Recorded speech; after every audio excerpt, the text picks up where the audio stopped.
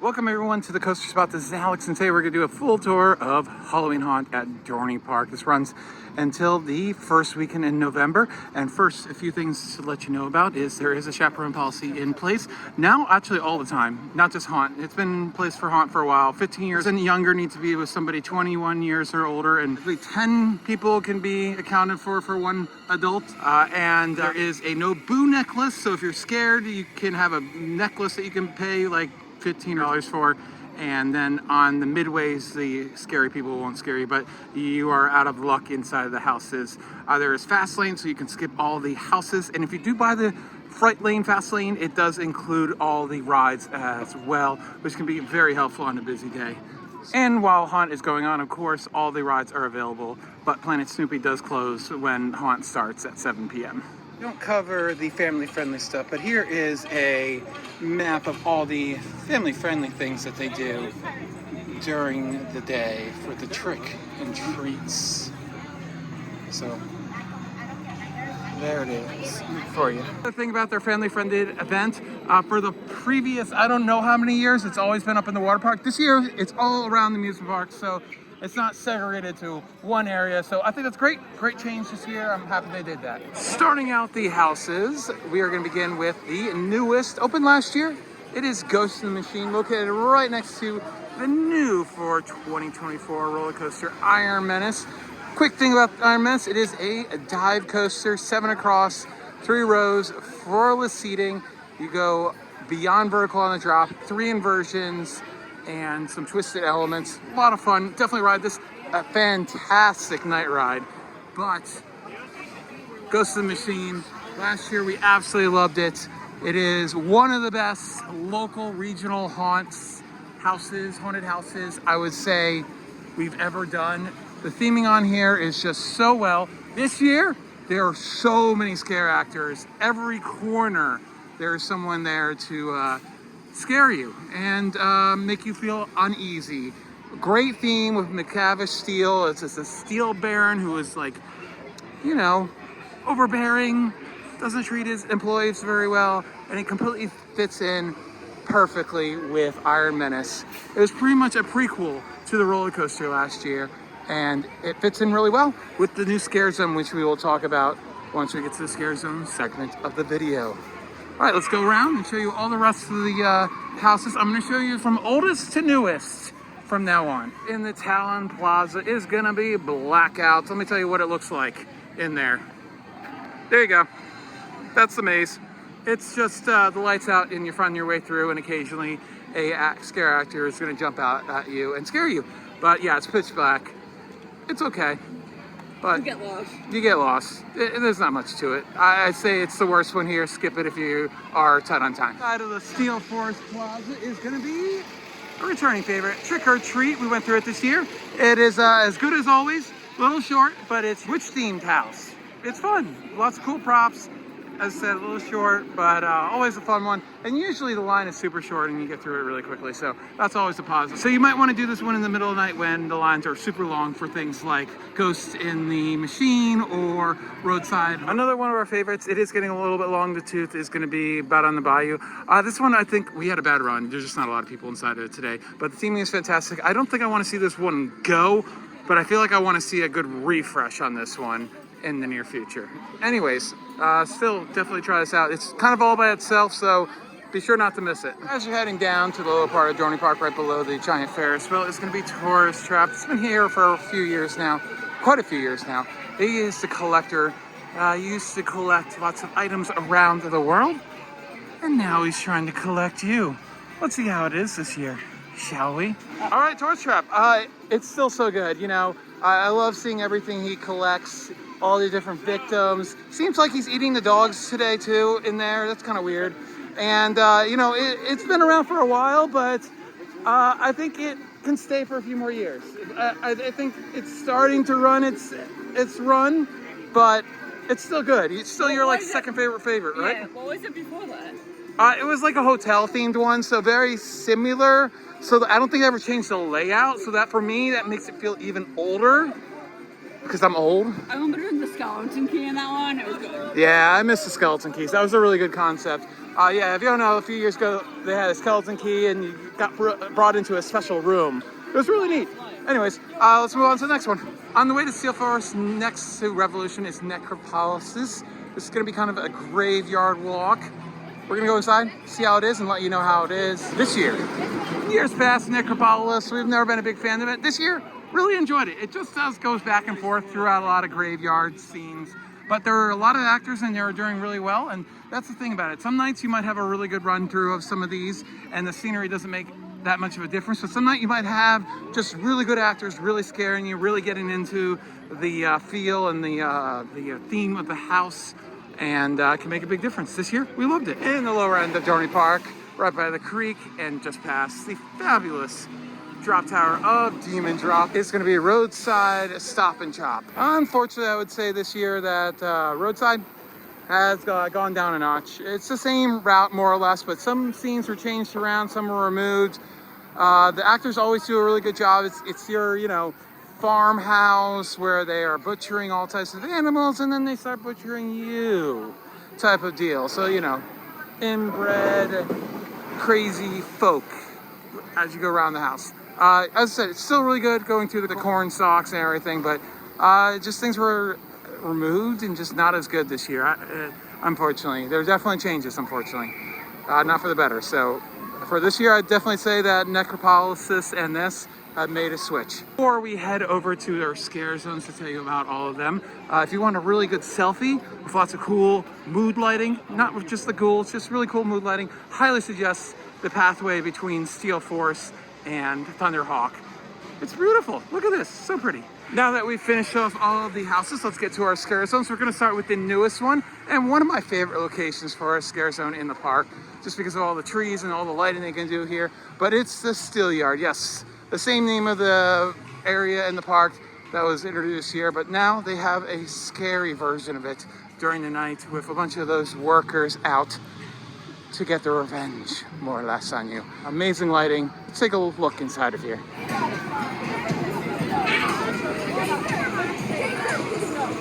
Simple theming for a scare zone, just a bunch of stacks to make it look like chimneys of really cool mood lighting. I approve.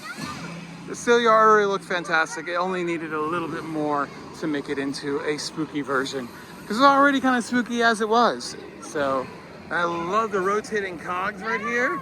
That's fun. That's spooky.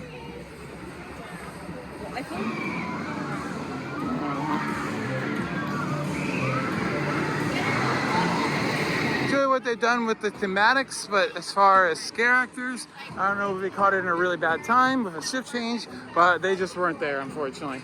But that's the thing about it, sometimes you can just catch it in a bad time. Between Steel Force and Thunderhawk is going to be the Hollow. It is in a new location this year, because previously it had been where obviously the new Steel Yard scare zone is now located. Let's take a walk through and take a look at all these scary, scary people. Oh. Woo! Always love the lighting in here. And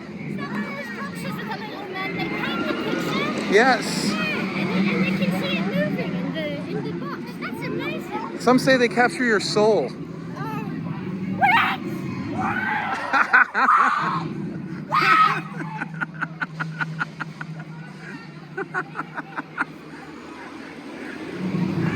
That was pretty good.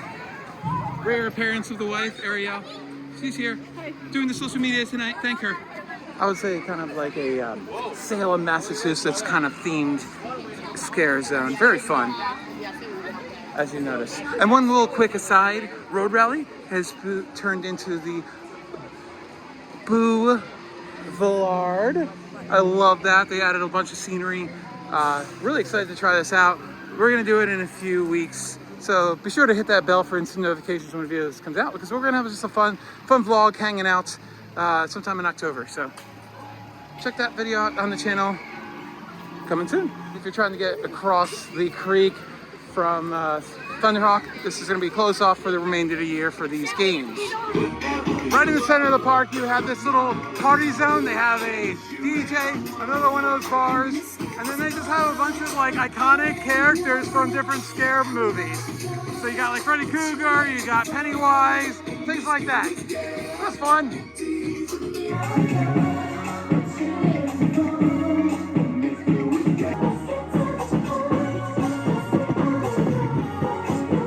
have a scare version of Al Fundo. Here's a photo. We found him inside one of the shops.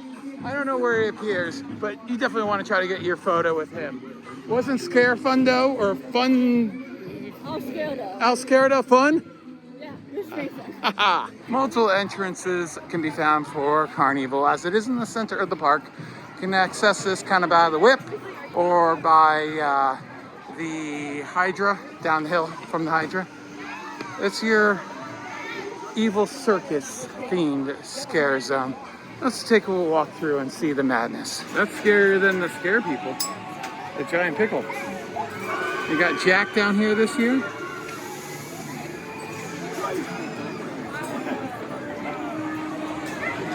Oh.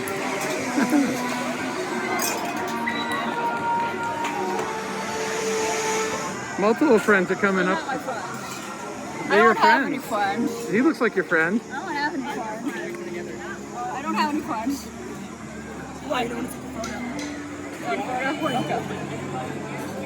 you just like last year, I do enjoy its old location up on that narrow hallway because it felt more like kind of like a mini house. Here it feels more like a social media zone because you can hang around a little bit more, which is positive as well. That's kind of cool as well, but I like the old way. Let me know down in the comments. Do you like its old location on the pathway at the Hydra? Or do you like it down here by the Music Express and Chicken Pete's? It's dystopia. Kind of a post-apocalyptic scare zone. Lots of cool lighting. And creepy people.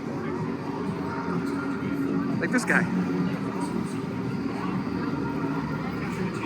Also, to the right is going to be one of the better houses. It's going to be the Blood on the Bayou, which we've already shown you.